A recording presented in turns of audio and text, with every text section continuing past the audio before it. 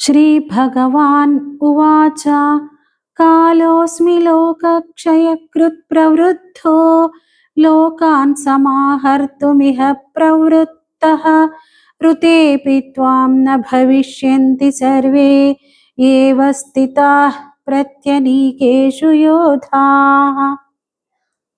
శ్రీ భగవానుడు పలికెను, నేను లోకాలన్నింటినీ తుదముట్టించుటకై విజృంభించు మహాకాలుడను. ఇప్పుడు ఈ లోకాలను రూపుమాపుటకై పూనుకొని ఉన్నాను. కనుక నీవు యుద్ధము చేయకునను ప్రతిపక్షమున ఉన్న ఈ వీరులెవ్వరూ మిగిలి ఉండరు. తస్మాత్ త్వముత్తిష్ఠ యశో లభస్వ జిత్వా శత్రూన్ భుంక్ష్వ రాజ్యం సమృద్ధం మయైవైతే నిహతాః పూర్వమేవ నిమిత్తమాత్రం భవ సవ్యసాచిన్.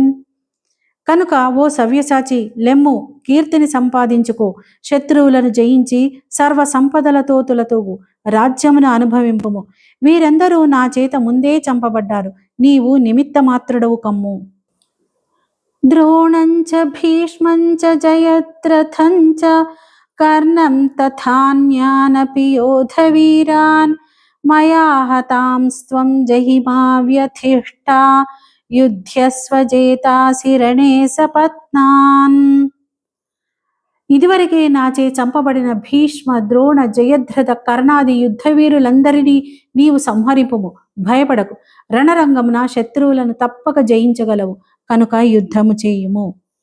సంజయ ఉవాచ ఏతచ్ఛ్రుత్వా వచనం కేశవస్య కృతాంజలిర్వేపమానః కిరీటీ నమస్కృత్వా భూయ ఏవాహ కృష్ణం సగద్గతం భీతః ప్రణమ్య.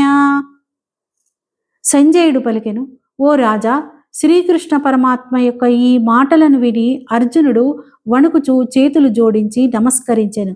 మళ్ళీ మిక్కిలి భయంతో నమస్కరించి గద్గద స్వరముతో తడబడుచు కృష్ణుని స్తుతింపసాగెను.